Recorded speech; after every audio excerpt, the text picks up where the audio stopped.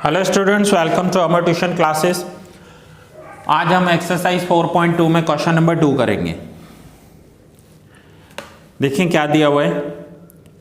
Find the quartile deviation and coefficient of quartile deviation of the marks from the following frequency distribution of marks of 43 students.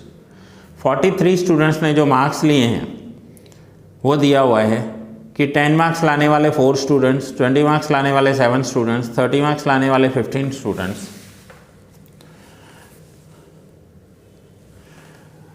सो ये यहाँ पर दिया हुआ है हमें, और हमें quartile deviation and coefficient of quartile deviation calculate करना है। अब जो इन्फॉर्मेशन दी हुई है आपको, वो इन्फॉर्मेशन दी हुई है ग्रुप्ड डेटा में discrete frequency. Discrete frequency distribution किसे कहते हैं कि पहले आपको x की वैल्यू दी हुई होगी, साथ में फ्रीक्वेंसी दी हुई होगी, तो उसे डिस्क्रीट फ्रीक्वेंसी डिस्ट्रीब्यूशन कहते हैं। सो नाउ अगर ऐसा डेटा दिया हुआ है तो हमें क्वार्टाइल 1 एंड क्वार्टाइल 3 कैलकुलेट करने के लिए सबसे पहले क्यूमुलेटिव फ्रीक्वेंसी का कॉलम कैलकुलेट करना होता है। सो क्यूमुलेटिव फ्रीक्वेंसी कैसे कैलकुलेट होता है वो समझ लीजिए। पहले ये 4 सेम लिखेंगे यहाँ पर 4, फिर 4 में 7 प्लस कर देंगे। सो 4 + 7, इन दोनों का टोटल कितना हुआ 11, यहाँ पर लिख दिया। देन 11 में ये 15 ऐड कर देंगे।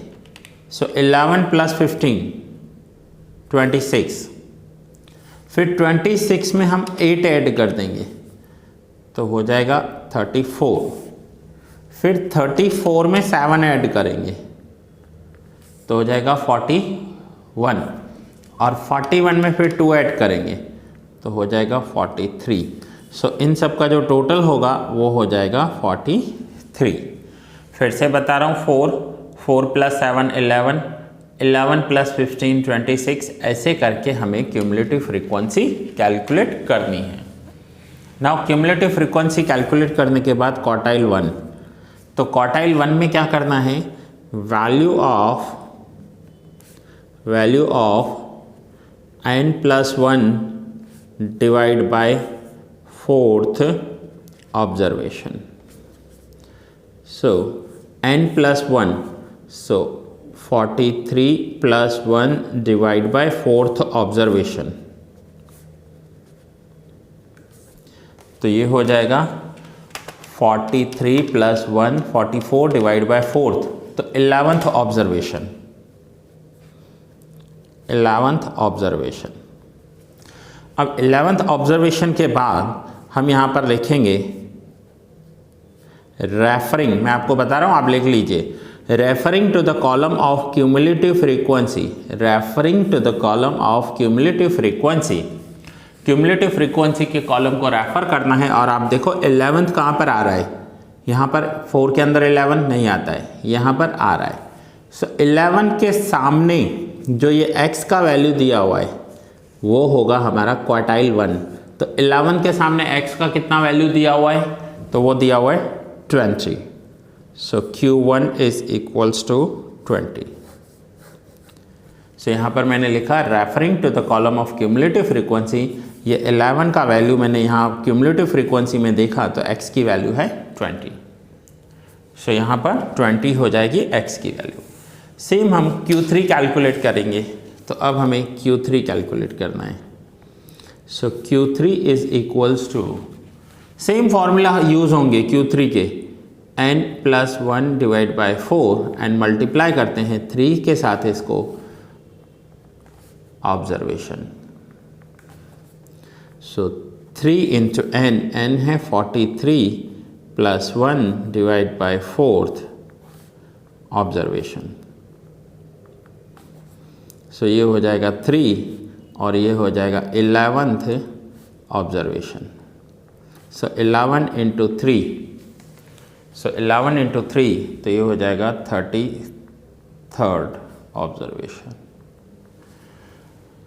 फिर सेम करेंगे, यहाँ पर क्या लिखना है हमें, ये ऑब्जर्वेशन फाइंड आउट करने के लिए referring to the column of cumulative frequency, ये आपको पूरा लिखना है, मेरे जैसे नहीं करना है कि रेफर करके डॉट कर दिया। Referring to the column of cumulative frequency.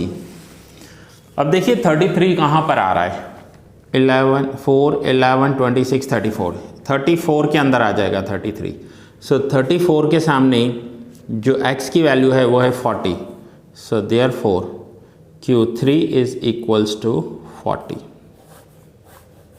तो यहाँ पर हमने कैलकुलेट किया कि Q3 की वैल्यू 40 आ रही है और Q1 की वैल्यू 20 आ रही है। अब इसके बाद हमें क्या करना है इस क्वेश्चन में, तो हमें कैलकुलेट करना है quartile deviation and coefficient of quartile deviation. Quartile deviation and coefficient of quartile deviation का फॉर्मूला सेम रहेगा।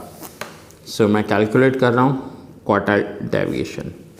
अब क्वार्टाइल डेविएशन का formula Q3 minus Q1, Q3 minus Q1 divide bye 2। So Q3 40, Q1 20 divide by 2। So 20 divide by 2, तो answer हो जाएगा 10। Quartile deviation हो गया 10। अब हमें coefficient of quartile deviation calculate करना है। So coefficient of quartile deviation equals to Q3 minus Q1 divide by Q3 plus Q1। So Q3 40 minus Q1 20 जो हमने कैलकुलेट की हैं, यही वैल्यू मैं यहाँ पर यूज़ कर रहा हूँ 40 एंड 20 एंड डिवाइड में 40 प्लस 20, तो ये हो जाएगा 20 डिवाइड बाय 60, 20 डिवाइड बाय 60। सो देखें 20 डिवाइड बाय 60 क्या आ रहा है, तो आ रहा है 0.33, 0.33 कोएफिशिएंट ऑफ क्वार्टाइल डेविएशन। सो यहाँ पर आपको क्वार्टाइल डेविएशन का फॉर्मूला अप्लाई करना है, लेकिन क्वार्टाइल डेविएशन के लिए जो हम क्वार्टाइल कैलकुलेट कर रहे हैं वो क्वार्टाइल कैलकुलेट करना आप लास्ट चैप्टर में सीख कर आए हो, मेजर्स ऑफ सेंट्रल टेंडेंसी में। सो अब वो चैप्टर देखो, वहाँ पर क्वार्टाइल्स कैसे कैलकुलेट हुए वो ही यहाँ पर अप्लाई करना है हमें। सो सबसे पहले हमने क्वार्टाइल डेविएशन सीखा जिसमें रॉ डेटा दिया हुआ था, उसके बाद डिस्क्रीट फ्रीक्वेंसी दी हुई थी, नाउ कॉन्टिन्यूस फ्रीक्वेंसी में कैसे क्वार्टाइल डेविएशन कैलकुलेट करेंगे। क्वार्टाइल डेविएशन के फॉर्मूला वही रहने वाले हैं, क्वार्टाइल डेविएशन में कोई चेंज नहीं होगा। चेंज होगा तो आपका क्वार्टाइल की फॉर्मूला में चेंज होगा। सो नाउ सेम आपको करना है होमवर्क।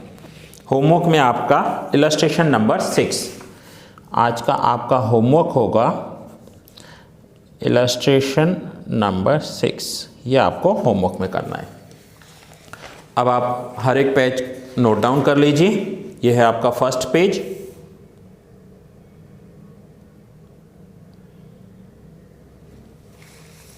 ये आपका सेकंड पेज,